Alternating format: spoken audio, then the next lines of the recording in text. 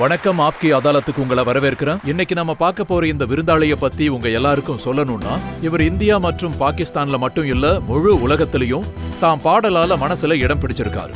இப்ப நம்ம இன்றைய வழக்க தொடங்கலாம். புகழ் பெற்ற கசல் பாடகர் குலாம் அலி ஆப்கி அதாலத்தில் ஆஜராகிறார்.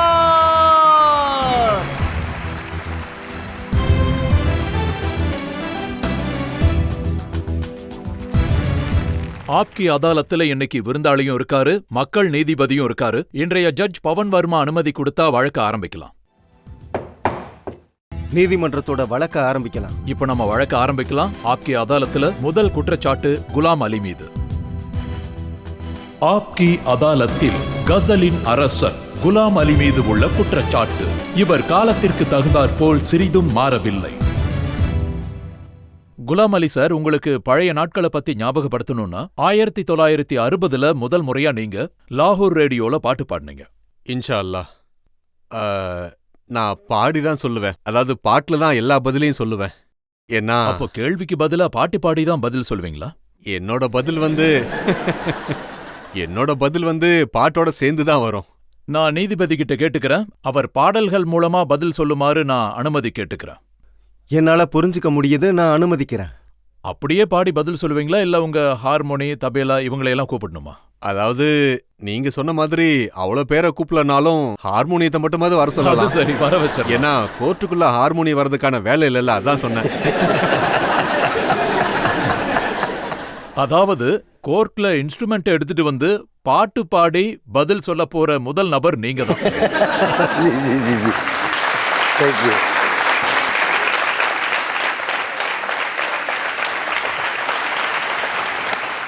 அப்போ 1960 இருந்து ஆரம்பிக்கலாம். ஆமா, அதுல இருந்தே தொடங்கலாம். ஹார்மோனியமும் 1960 வாங்கினது போல இருக்கு.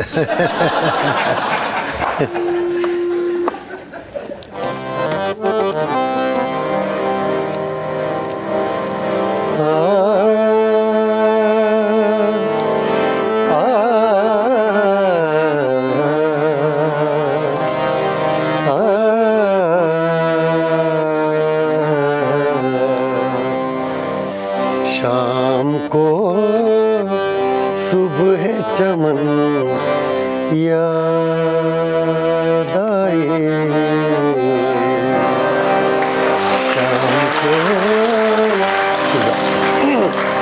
शाम को सुबह चमन याद आए, किसकी खुशबू बदन याद आए, शाम को सुबह चमन याद आए. இதுல வர இந்த லைன்ஸை பாத்தீங்கன்னா, चांद जब दूर उफ़क़ में डूबा, தூரமா மறையாருது. அருமை. அது ரெண்டுமே இதுல சேர்ந்துருக்கு, மியூசிக்ல இருக்கு. चांद जब दूर उफ़क़ में डूबा, तेरे लहजे की थकन याद आई. நன்றி நன்றி.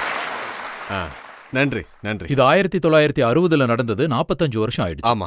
என்னுடைய குற்றச்சாட்டு என்னன்னா, நீங்க ஆரம்பத்துல எப்படி பாடினீங்களோ அதே மாதிரி தான் இப்ப வரைக்கும் இருக்கு. அதாவது மக்களோட டேஸ்ட் மாற மாற நானும் என் ஸ்டைல மாத்திக்கிட்டே வந்தேன். ஆனா பாருங்க, பேசிக்கான ஒரு ஸ்டைல் இருக்குல்ல, அது அப்படியே தான் இருக்கணும், எப்பவுமே மாறக்கூடாது. அது அப்படியே தான் இருக்கணும். அதாவது அந்த தீமை பாத்தீங்கன்னா, அந்த பேசிக் ஃபவுண்டேஷன் அதை மாத்தாம போயிட்டே இருப்பேன், டிசைன் மட்டும் மாறிட்டே இருக்கும். உங்க பேசிக் மாறவே இல்ல. சொல்லுங்க. ஆனா இதுக்கு முன்னாடி நீங்க 15 ரூபாய்க்கு பாடிட்டு இருந்தீங்க. ஆமா. இப்ப 15 லட்சம் ரூபாயே கம்மி தான். ஆமா, இதுவும் உண்மைதான். சரியா சொன்னீங்க. அதாவது பாத்தீங்கன்னா இந்த தொகை இப்ப கம்மியா இருக்கிற மாதிரி தான் இருக்கு. லாகூர் ரேடியோ ஸ்டேஷன்ல உங்களுக்கு 15 ரூபாய் சம்பளம் கிடைச்சதும் நீங்க எப்படி ஃபீல் அது ரொம்ப இப்போ கிடைக்கிற 15 லட்சத்தை விட அப்ப கிடைச்ச 15 ரூபா எனக்கு ரொம்ப சந்தோஷத்தை கொடுத்தது.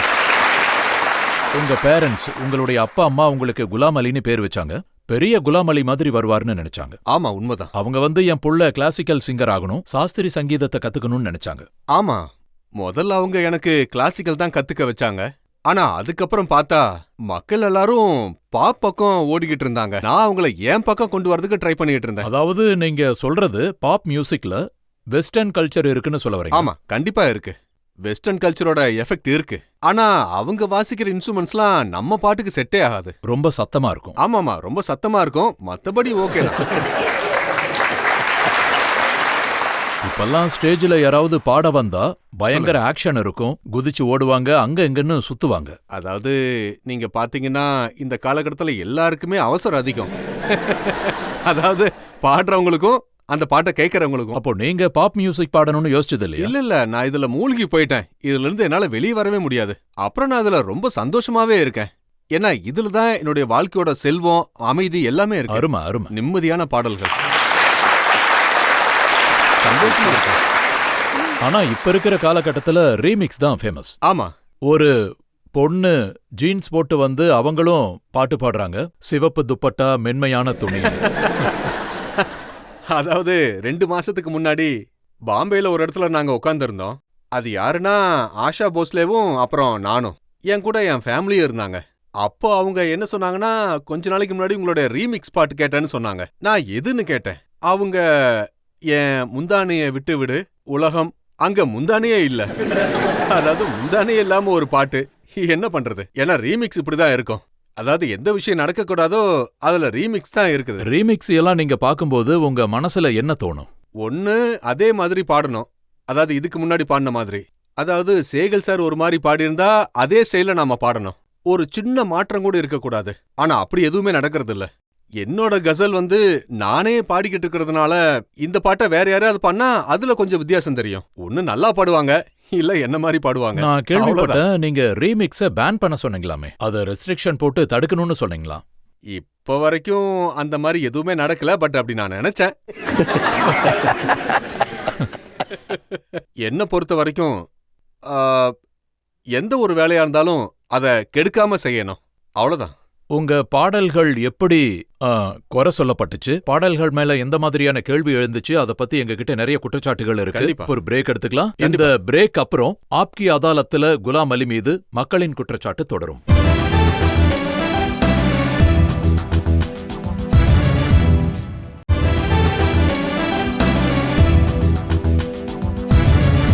ஆப்கி அதாலத்துல இன்னைக்கு நாம மக்கள் சார்பா வழக்க நடத்திட்டு இருக்கோம் பிரபல கசல் பாடகர் குலாம் அலி மீது. ஆப்கி அதாலத்துல அவருடைய அடுத்த குற்றச்சாட்டு என்னன்னு பார்க்கலாம். ஆப்கி அதாலத்தில் கசலின் அரசன் குலாம் அலி மீது உள்ள குற்றச்சாட்டு, இவர் கிளாசிக்கல் சங்கீதத்தின் மீது கவனம் செலுத்தவில்லை. உங்களுடைய சின்ன வயசுல பாத்தீங்கன்னா எனக்கு தெரிய வந்தது, உங்களுடைய அப்பா உங்களுக்கு ரொம்ப ஸ்ட்ரிக்டா கிளாசிக்கல் மியூசிக் கத்து கொடுத்தாராமே. ஆமா, உண்மைதான். அப்ப நான் சின்ன பையனா இருந்தேன். ஒரு 8-9 வயசு இருக்கும். எனக்கு விளையாட ஆசையா இருக்கும். ஆனா அவரு என்ன உட்கார வச்சு பிராக்டிஸ் கொடுத்துக்கிட்டு இருப்பாரு. நீ சரியா பாடு அப்படின்னு. அப்படியே பாடும் பாரு. அப்ப என் பாட்டி, அதாவது என் கிராண்ட் மதர், அப்ப அவங்க கோவமா என்னோட அப்பா கிட்ட போய் சொன்னாங்க, இத பாரா, நீ என்ன பண்ணிக்கிட்டு இருக்க, என் பேரனை போட்டு படுத்தாத அப்படின்னு. பாட்டி சொன்னது சரியா போச்சுல்ல, நீங்க கிளாசிக்கலை விட்டுட்டு கசல் பக்கம் திரும்பிட்டீங்க. நான் கிளாசிக்கலை விட்டுட்டேன்லாம் சொல்லல. எனக்கு கிளாசிக்கல் ஞாபகம் இருந்ததுனாலதான் நான் கசலே பாடிக்கிட்டு இருக்கேன். கிளாசிக்கல் தெரிஞ்சவங்கனாலதான் கசல் பாட முடியும்.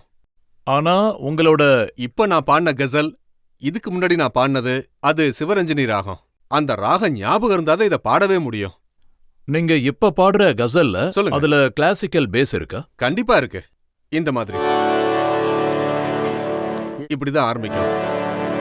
பாபா க ரே க ரே சா நி த ரே சா சா பா க ரே க ரே சா நி த ரே சா த சா ரே க ம ம க த ம ம க ம க ரே த பா க दिल में एक लहर से उठी है अभी.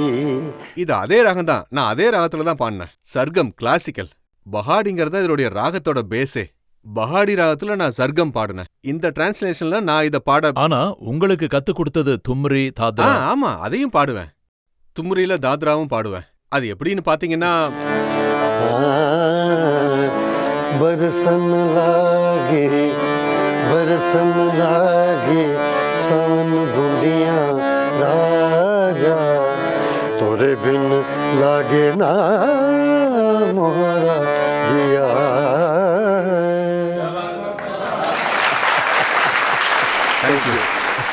அதாவது சொல்லப்போனா இது பீலு ராகம், சாயங்கால ராகம், அதாவது காஃபி தாட் ராகம் பீலு. இதுல தாத்ரா இருக்கு. நான் தாத்ராவை பாடியிருக்கேன்.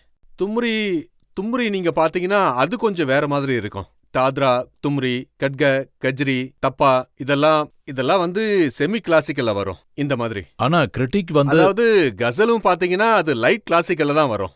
அதனாலதான் பல விமர்சகர் சொல்றாங்க கசல் இதுக்கு முன்னாடி அரண்மனை மாதிரி இருந்தது, ரொம்ப மரியாதையாவும் ரெஸ்பெக்டாவும் இருந்தது. சொல்லுங்க. ஆனா குலாம் அலி சார் வந்து கசல ஒரு மாடர்ன் காலத்து பிளாட் ஆக்கிட்டாருன்னு சொல்றாங்க. நான் பிளாட் எல்லாம் ஆக்கல, நான் அதையே தான் பாடிக்கிட்டு இருந்தேன். இருக்கிறதான் நான் இன்னும் அழகாகிட்டு இருந்தேன். அதாவது இதுக்கு முன்னாடி இருந்த கசல, அதாவது நான் ஆரம்பத்துல இருந்து கடைசி வரைக்கும் பாடுற கசல் எல்லாமே அதுல கொஞ்சம் ரிதம் ஆட் பண்ணேன், மக்கள் ரசிக்கிற மாதிரி. அதனால முதல்ல தபேலா கத்துக்கிட்டேன். அதுக்கு வந்து அந்த ரிதமோட ஒரு அழகை சேர்த்துனேன். ஆனா நான் வந்து ஷாயரியில அப்படிலாம் பாடினதே இல்லை, அர்த்தமே இல்லாம பாடினதே இல்லை. இது வரைக்கும் நான் அப்படிதான். அதாவது நீங்க கைத்தட்டல் வாங்கறதுக்காக சொல்லுங்க. கசல ஒரு என்டர்டெயின் மாதிரி மாத்திட்டீங்க, அதாவது வேற மாதிரி. அது சரி. அதாவது பாத்தீங்கன்னா நான் ஒரு ஸ்வரத்தை ஆரம்பிச்ச உடனே கைத்தட்ட ஆரம்பிச்சிட்டாங்களே. இந்த கைத்தட்டல்ங்கிறது கசல்ல இருக்கிற ஒரு அழகான வரியிலிருந்து வரலாம், ஒரு நல்ல ஸ்வரத்துக்காக வரலாம், சில நேரம் எதுவுமே கேட்காமையே கூட அந்த கைத்தட்டல் வரலாம். ஆனா அது எனக்காக வர கைத்தட்டல் இல்ல.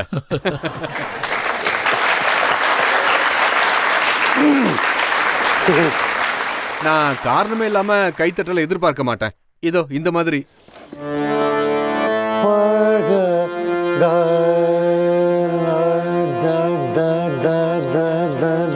இந்த மாதிரி நான் ஆரம்பிச்சாலே கைத்தட்ட ஆரம்பிச்சிருவாங்க. ஆனா இதோட விட்டுறாம அடுத்தடுத்து ஏதாவது செஞ்சுக்கிட்டே இருக்கணும். ஆனா குலாம் சார், நீங்க இந்த விஷயத்த உங்க பையனுக்கு கத்து கொடுக்கலையா? உங்களோட சின்ன பையன் வந்து சொல்லுங்க. அவருடைய அதிகமான இன்ட்ரெஸ்ட் ராக் அப்புறம் ஜாஸ் வெஸ்டர்ன் மியூசிக்ல தான் இருக்குன்னு சொல்றாங்க. எனக்கு பாட்டுல இன்ட்ரெஸ்ட் இருக்குன்னு அவன் சொல்லவே இல்லையே. அவன் இப்பதான் சமீபத்துல ஒரு 2-3 வருஷத்துக்கு முன்னாடி நான் ஆரம்பத்துல அதை பார்த்துட்டு எனக்கு அது ரொம்பவே கோவம் வந்துருச்சு. அதுக்கப்புறம் நான் யோசிச்சேன், எப்படி இதுக்குள்ள வந்துட்டான், என் பக்கம் இழுத்தலாம் அப்படின்னு நினைச்சேன். ஆனா இன்னும் அங்கதான் இருக்காரு. ஆமாமா இருக்கான். இப்ப அவன் என்ன பண்ணிட்டு இருக்கானா, மியூசிக் கம்போஸ் பண்ணிக்கிட்டு இருக்கான். அவன் என்னோட பாட்டுக்கு தான் மியூசிக்லாம் கம்போஸ் பண்ணிக்கிட்டு இருக்கான். ஆனா வந்து என்னோட மூத்த பையனை பாத்தீங்கன்னா, அவன் பாடும்போது கசல் நல்லா இருக்கும், கிளாசிக்கலும் ரொம்ப நல்லா இருக்கும், தும்ரி தாத்ராவும் பாடுவான், நல்லா இருக்கும். நான் உங்க சின்ன பையனை பத்தி பேசிட்டு இருக்கேன், ராக் ஜாஸ். ஆனா நான் மூத்த பையனை பத்தி பேசிக்கிட்டு இருக்கேன்.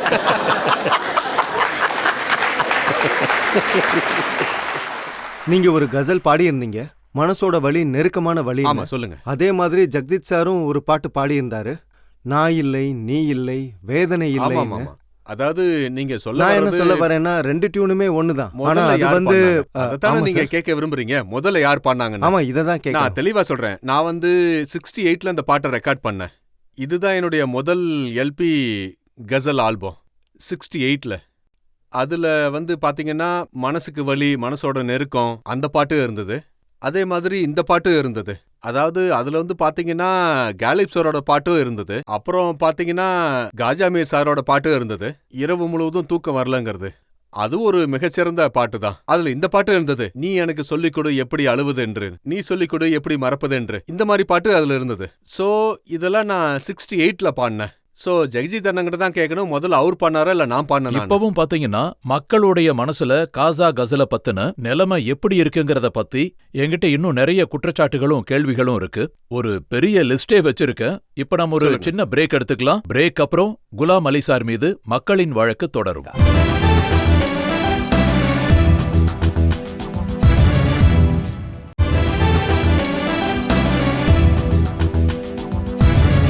ஆப்கி அதாலத்துல இன்னைக்கு மக்கள் சார்பா வழக்க நடத்திட்டு இருக்கோம் பிரபல பாடகர் குலாம் அலி சார் மீது. ஆப்கி அதாலத்துல அடுத்த குற்றச்சாட்டு என்னன்னு பார்க்கலாம். ஆப்கி அதாலத்தில் கசலின் அரசன் குலாம் அலி மீது உள்ள குற்றச்சாட்டு, இவர் கசலின் வாழ்க்கையை முன்னேற்றுவதற்கு எதுவும் செய்யவில்லை. மல்லிகா புக்ராஜுடைய பொண்ணு தாஹிரா சஹீத். ஆமா, சொல்லுங்க. அவங்க என்ன சொல்லியிருக்காங்கன்னா, இந்தியா பாகிஸ்தான் 2 இடத்துலயும் கசலை கொல்றாங்கன்னு சொல்லியிருக்காங்க. அப்படிலாம் இல்ல. இந்த விஷயத்த நான் ஒத்துக்கவே மாட்டேன். அந்த மாதிரி கொல்ற மாதிரி இருந்தா நான் எல்லா நேரமும் பிஸியாவே இருந்திருப்பேன். நான் அமெரிக்காவில் 2.5 மாசம் இல்ல 1.5 மாசம் கசல் மட்டும்தான் பாடிட்டு வந்திருக்கேன். வேற எந்த பாட்டும் பாடவே இல்ல. அவங்க கொடுத்திருக்கிற ஸ்டேட்மெண்ட் நான் உங்களுக்கு சொல்றேன். பாகிஸ்தான்ல சொல்லுங்க. ஏதாவது ஒரு குழந்தை ஆ. கசல் பாடுறேன்னு ஆர்வம் காட்டுனா, இல்ல சொல்லுங்க. சூஃபில ஆர்வத்தை காட்டுனா, அவங்கள செருப்பால் அடிக்கிறதா சொல்லியிருக்காங்க. அதாவது அதிகமா பாராட்டக்கூடிய நபர்களை பாத்தீங்கன்னா இந்த கசலையும் சூஃபியையும் பாடுறவங்கள தான் அவங்க ரொம்ப பாராட்டுவாங்க. அதை என்னோட கண்ணால பாத்திருக்கேன். நான் தான் பல சேனல்கள்ல பாத்தீங்கன்னா அதுல ஜட்ஜா வந்திருக்கேன். பாடுற குழந்தைங்களுக்கு மார்க்கும் கொடுத்துருக்கேன். ஆனா நீங்க கசல் பாடுறவங்க முன்னாடி வரணும்னு நினைச்சிருக்கீங்களா? என்னோட ஸ்டூடெண்ட்ஸே நிறைய பேர் இருக்காங்க. என்னோட நண்பர்களோட பிள்ளைங்க நிறைய பேர் இருக்காங்க. அவங்க எல்லாருக்குமே நான் இதை கத்துக் கொடுக்கறேன். அதாவது கசலை எப்படி பாடணும் இந்த மாதிரிலாம் நான் சொல்லி கொடுத்துக்கிட்டு தான் அதாவது வந்திருக்கேன். உங்ககிட்ட இருக்கிற மொத்த டேலண்ட்டையும் உங்க பசங்களுக்கு தான் சொல்லி கொடுக்கறீங்களா? இல்ல சார், அப்படிலாம் எதுவுமே இல்ல. உலகம் பூரா இருக்கிற என்னோட ஸ்டூடெண்ட்ஸ நீங்க ஒன்னா சேர்த்தீங்கன்னா அவங்க எல்லா நாட்டுல இருந்துமே வந்துருவாங்க. என்ன பிடிச்சவங்க, என்கிட்ட கத்துக்கிட்டவங்க. முன்னாடியெல்லாம் அவங்களுக்கு டேப்ல ரெக்கார்ட் பண்ணி நான் கொடுத்துருக்கேன். இந்த மாதிரி தான் பாடணும், இந்த மாதிரி தான் பயிற்சி பண்ணணும் அப்படின்னு. என் பாட்டை மட்டும் இல்லாம மத்த எல்லா கசலையும் கேளுங்கன்னு சொல்லியிருக்கேன். அதை கேட்டு பிராக்டிஸ் பண்ண சொல்லியிருக்கேன். நீங்க உங்க குரு கிட்ட கத்துக்கிட்டு இருந்த காலத்துல ஆமா. நீங்க அவருக்காக பக்கெட்ல தண்ணி எல்லாம் கூட பிடிச்சிட்டு வந்து கண்டிப்பா தந்திருக்கீங்க. செய்வேன். உட்காவும் சுத்தப்படுத்தி உண்மைதான். கொடுத்தீங்க. அப்ப எனக்கு ஒரு 12-13 வயசு இருக்கும். என் உஸ்தாது கிட்ட, என் உஸ்தாது யாருன்னு உங்களுக்கு தெரிஞ்சிருக்கும். உஸ்தாத் படே குலாம் அலி சார். அவரோட தம்பி உஸ்தாத் பர்கத் அலி கான், அவரோட தம்பி முபாரக் அலி கான் சார். அவர் கூட நான் லாகூர்ல இருந்திருக்கேன். என்னுடைய 12-13 வயசுல 24 ஹவர்ஸ் அங்கேயே இருந்திருக்கேன். அப்ப நான் சரியா தூங்குனது கூட கிடையாது. இதுதான் உண்மை. நீதிமன்றத்துல உட்காந்து பொய் சொல்லக்கூடாதுல்ல. அப்போ அங்க எவ்வளவு கஷ்டம் இருந்தது? எவ்வளவு நல்லா சொல்லவே முடியாது. அவங்க சொல்றத செஞ்சுதான் ஆகணும். நிறைய கஷ்டம் இருந்தது என்னுடைய 12-13 வயசுல. நான் மனசார சந்தோஷமா தான் செஞ்சேன். அப்ப கஷ்டப்பட்டதுக்கு இப்ப பலன் கிடைச்சிருக்கு. அங்க என்ன ரொட்டீன் இருக்கும்? ரொட்டீன் பாத்தீங்கன்னா, அதாவது நீங்க காலையில இருந்து, அதாவது ஒரு 7-8 மணில இருந்து பாத்தீங்கன்னா ராத்திரி 11-12 மணி வரைக்கும் வேலை பார்த்துக்கிட்டே தான் இருப்பேன். அவங்கள பார்க்க நண்பர்களா வருவாங்க. போய் பீடா வாங்கிட்டு வா, போய் சிகரெட் வாங்கிட்டு வா, அப்புறம் அது இதுன்னு என்னென்னமோ சொல்லுவாங்க. அவங்க சொன்னதெல்லாம் செய்வேன். அப்பப்போ நான் பாட்டும் கூட கேட்பேன். அதாவது ஒரு மூலையில உட்காந்து அவங்க பாடுறத கேட்பேன், உஸ்தாது பாடுறத கேட்பேன். அப்புறம் அவங்க ரிஹர்சல் பண்றதையும் நான் கேட்பேன். அதை நான் எனக்குள்ள உள்வாங்கி வச்சிருப்பேன். அதுக்கப்புறம் பாத்தீங்கன்னா சில வாய்ப்புகள் கிடைக்கும். அதாவது கேள்வி கேட்டா சொல்லுவாங்க. சின்னவர் உஸ்தாத் முபாரக் அலி கான். அதாவது எப்படின்னா, சரிகமா ரே சகமா சமகா ரேமா ரேகா சரிகமா பா கரே பாப்பா சபா பரேபா கமா ரே கம பாதா மங்க பாதா மத மக பாதா கம பா கம நே சரேபா. நான் நாள் முழுக்க இதைத்தான் பிராக்டிஸ் பண்ணுவேன். இப்ப இருக்கிற ஸ்டூடெண்ட்ஸ் அப்படி பண்றாங்களா? இப்ப இருக்கிற ஸ்டூடெண்ட்ஸ் என்ன சொல்லுவாங்கன்னா, 3 மாசத்துல மியூசிக் கத்துக்க முடியுமா? நான் அப்படிலாம் கேட்டதே கிடையாது.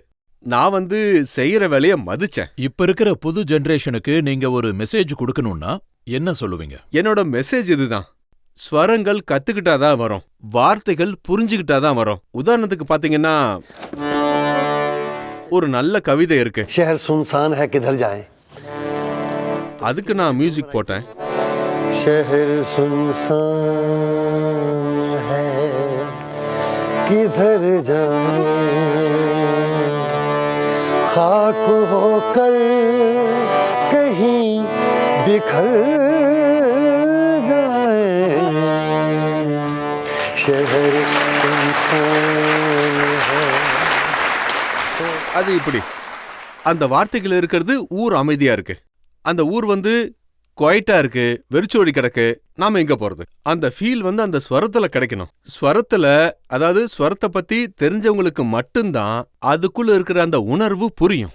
சார், நீங்க சொன்னீங்க கசல்ன்றது காதலோட பாடணும்னு சொன்னீங்க. அதுல ஒரு காதல் இருக்கும்னு சொன்னீங்க. உங்களோட இன்ஸ்பிரேஷன் யாரு? கசலை பத்தி சொல்ல போனா உண்மையிலேயே அது கவிதைகளை யாரு நல்லா புரிஞ்சுக்கிறாங்களோ அந்த கவிதையோட அழகு இதை விட வேற எங்கேயுமே புரியாது. சார், சொல்லுவாங்கல்ல, ஒரு ஆணோட வெற்றிக்கு பின்னாடி ஒரு பெண் இருப்பாங்க. அதுவும் சரிதான். அந்த கேள்வி ரொம்ப சரிதான். ஆனா நான் அதுல இருந்து கொஞ்சம் விலகிதான் இருக்கேன்.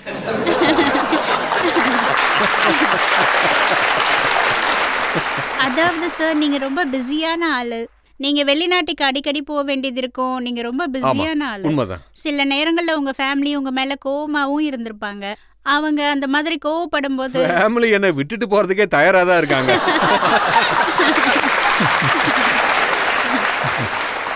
உங்க ஃபேமிலி உங்க மேல கோவமா இருக்கும்போது சொல்லுங்க. அந்த சிச்சுவேஷன்ல நீங்க என்ன கசல் பாடுவீங்க? அவங்களுக்கு வந்து மறைக்காம உண்மையை நான் அவங்களுக்கு இதைத்தான் பாடுவேன். फासिल ऐसे भी होंगे ये कभी सोचा न था फासिल फासिल फासिल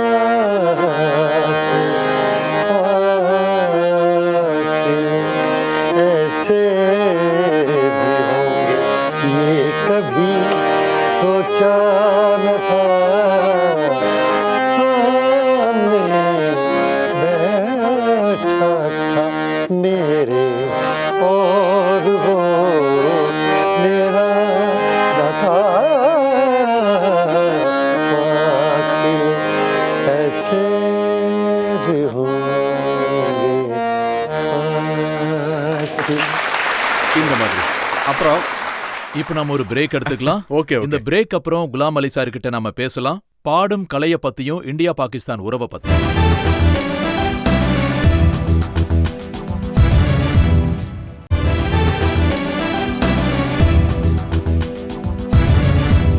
ஆப்கி அதாலத்துல இன்னைக்கு நாம மக்கள் சார்பா வழக்க நடத்திட்டு இருக்கோம் பிரபல கசல் பாடகர் குலாம் அலி மீது. ஆப்கி அதாலத்துல அடுத்த குற்றச்சாட்டு என்னன்னு பார்க்கலாம். ஆப்கி அதாலத்தில் கசலின் அரசன் குலாம் அலி மீது உள்ள குற்றச்சாட்டு. இவர் ஒரு சுயநலவாதி. குலாம் அலி சார், 1980ல நீங்க முதல் முறை வந்தப்போ 15 நாட்கள்ல உங்களுடைய 8 ஷோஸ் நடந்தது.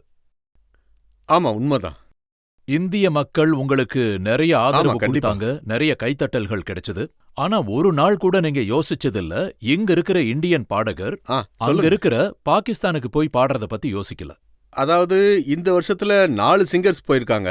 அப்புறம் ஜக்ஜீத் வந்து 3 முறை போயிருக்காரு. அது வந்து 6 மாசத்துல இருக்கும். அதாவது பாத்தீங்கன்னா ரிட்டன் பாலிசி. ஆமா ஆமா. எங்களுக்கு இன்னொரு விஷயமும் தெரிஞ்சது, ஒரு அன்ரிட்டன் பாலிசியும் இருக்கு. சொல்லுங்க. அத பேப்பர்ல எழுத மாட்டாங்க. ஆனா ஏதாவது ஒரு இந்தியன் சிங்கர் அங்க போனா அவங்கள வளர விடக்கூடாதுன்னு. அப்படிலாம் எதுவுமே இல்ல. ஆனா அதாவது வந்து நீங்க பாத்தீங்கன்னா அங்க சர்க்கிள் கொஞ்சம் சின்னது, இங்க சர்க்கிள் கொஞ்சம் பெருசு.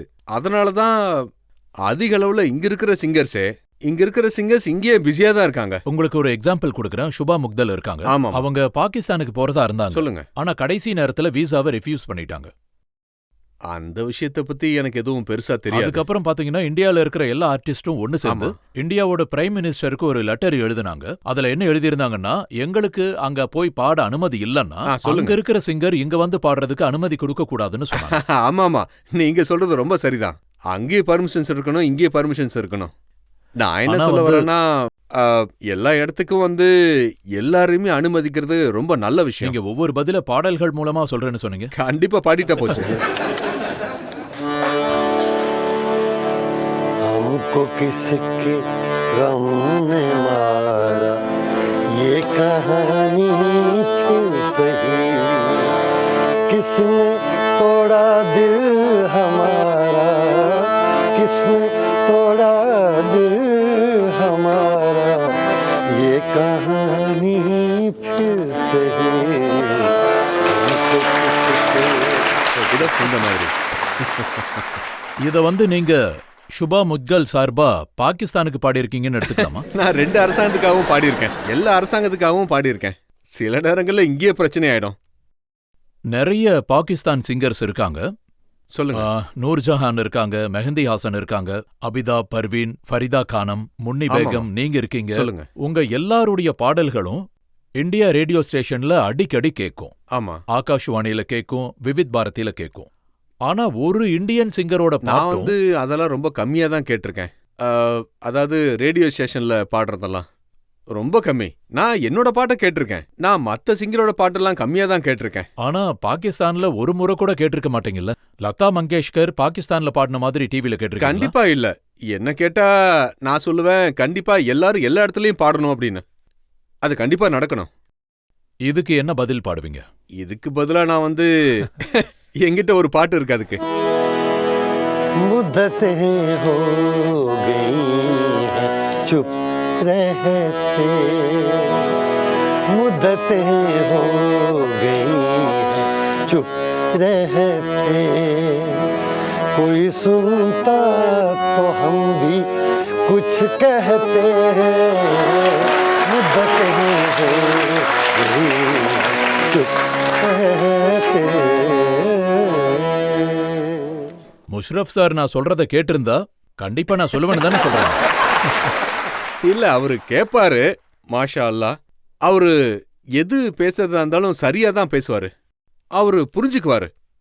அதாவது பெரிய ஆளுங்க ஆக்சுவலி நான் என்ன சொல்ல நினைச்சேன்னா, நாம பேசுறத எல்லாம் நல்லா புரிஞ்சுக்கிறோம். ஆனா சிலர் மேலிடத்துல இருக்கிறவங்க கீழே இருக்கிறவங்க 2 பேரையும் புரிஞ்சுக்கவே விட மாட்டேங்கிறாங்க. அதாவது அது அது யாரா இருக்கும் அப்படின்னு உங்களுக்கு புரிஞ்சிருக்கும். அதாவது பெரிய பெரிய சக்திகள் நம்மள நிம்மதியா இருக்க விடாம பண்ணுது. அதாவது அவங்கள நம்ம ஃபாலோ பண்ணாம நாம நமக்கு பிடிச்ச மாதிரி இருக்கணும். அந்த சக்திகளுக்கு நீங்க கசல் பாடி காட்டணும்னா என்ன பாட்டு பாடுவீங்க? அந்த சக்திகளுக்கா கேக்குறீங்க? சரி, நானே யோசிச்சு ஏதாவது பாடுறேன்.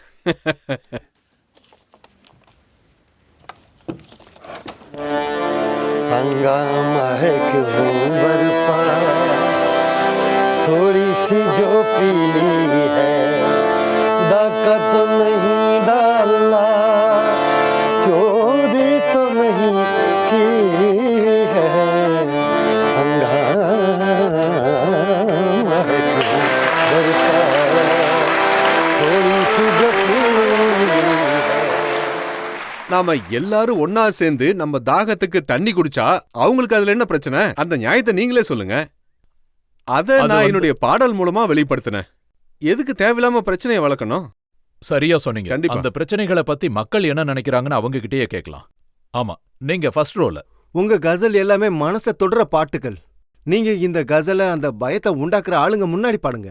அப்பதான் அவங்க துப்பாக்கியை விட்டுட்டு ஹார்மோனியத்தை எடுக்க முயற்சி பண்ணுவாங்க. தயவு செஞ்சு கண்டிப்பா இதை பண்ணுங்க. கண்டிப்பா பாடிடலாம். கண்டிப்பா பாடிடலாம். நான் இத செய்ய எப்பவுமே தயாரா இருக்கேன். அப்ப அத இப்பவே ஆரம்பிச்சு இதோ வச்சிருங்க. பண்ணிட்டா போச்சு.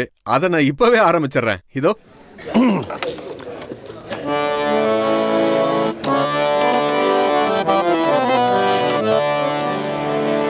अपनी धुन में रहता हूँ, अपनी धुन में रहता हूँ, मैं भी तेरे जैसा हूँ, अपनी धुन में रहता हूँ। ओ पिछली रुत के साथी साथी, ओ पिछली रुत के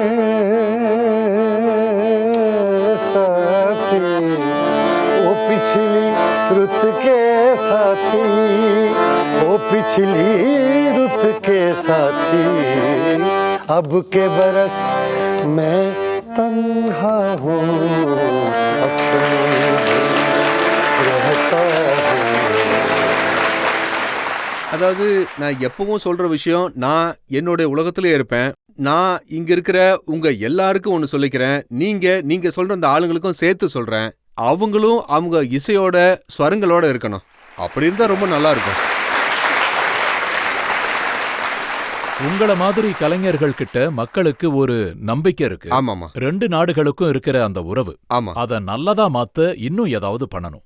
நானும் ரொம்ப வருஷமா, அதாவது நீங்க பாத்தீங்கன்னா இதே வேலையத்தான் நானும் தொடர்ந்து பண்ணிக்கிட்டே இருக்கேன். நான் எங்கெல்லாம் போயிருக்கனோ, அதாவது நான் போன இடம்லாம் இத மட்டும்தான் எல்லா இடத்துலயும் நான் சொல்லியிருக்கேன். அன்பு, பாசம், எல்லாத்த விட முக்கியமா அங்க போனதுக்கு அப்புறம், அதாவது பாத்தீங்கன்னா நான் இத பத்தி மட்டும்தான் பேசிக்கிட்டு இருப்பேன். அங்க போனாலும் எனக்கு கிடைக்கிற அன்பு, ஆதரவு, அத பத்தி தான் பேசுவேன். இத எல்லாரும் தான் பாக்குறாங்க. இந்த மாதிரி விஷயங்களை நான் எங்க போனாலும் தொடர்ந்து பண்ணிக்கிட்டே தான் இருக்க போறேன். கண்டிப்பா அதனால பயன்தான் நிறைய இருக்கு. லாஸ் ஆகிறதுக்கு கண்டிப்பா வாய்ப்பில்ல.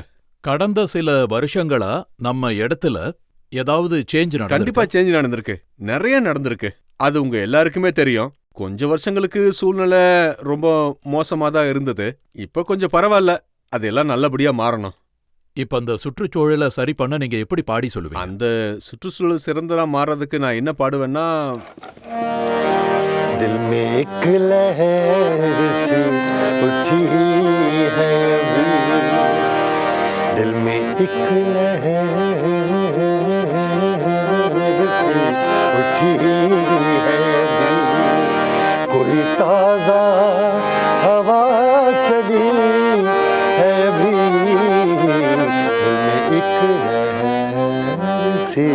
उठी है भी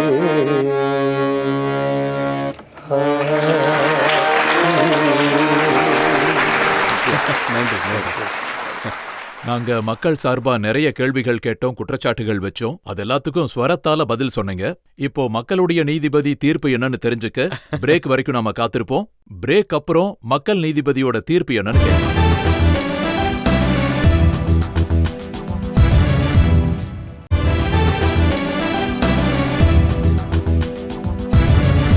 ஆப்கி அதாலத்துல நிறைய விளக்கங்கள் கேட்டோம் பிரபல கசல் பாடகர் குலாம் அலி கிட்ட. கசல் கமர்ஷியலா மாறிடுச்சுன்னு அவர் மேல குற்றச்சாட்டுகள் வச்சோம். இந்தியா பாகிஸ்தானை பத்தி அவர்கிட்ட நிறைய கேள்விகள் கேட்டோம்.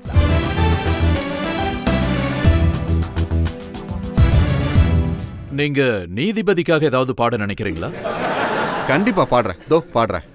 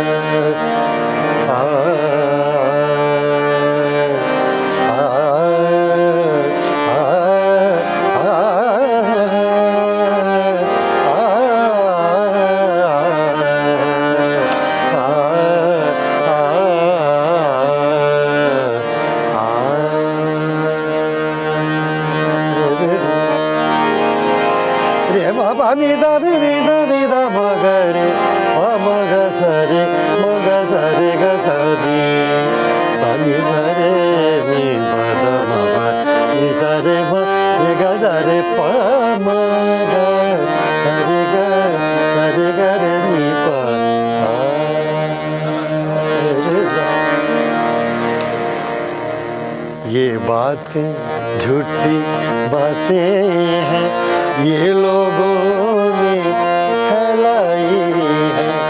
तुम इंशाह जी का नाम न लो, तुम इंशाह जी का नाम न लो। क्या इंशाह जी सौदाई है, ये बातें झूठी बातें हैं, ये बातें रे गा बाबा दा रे गा बाबा गा मा रे नी सा पा गा रे सा। ये बातें झूठी बातें हैं, ये लोगों ने फैलाई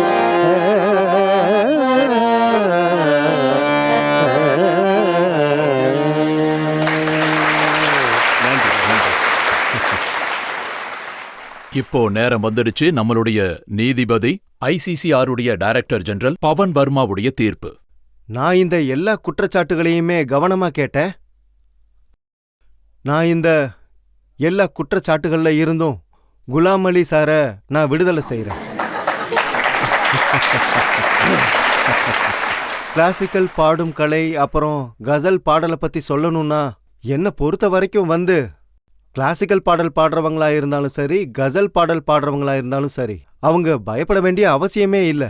நான் என்னோட ஜட்ஜ்மெண்ட்டை முடிச்சுக்கிறேன் காலிப் சாரோட ஒரு அழகான வரியோட. என் நிலை எப்படி இருக்கிறது என்று. मत पूछ कि क्या हाल है मेरा तेरे पीछे, तू देख कि क्या रंग है तेरा मेरे आगे.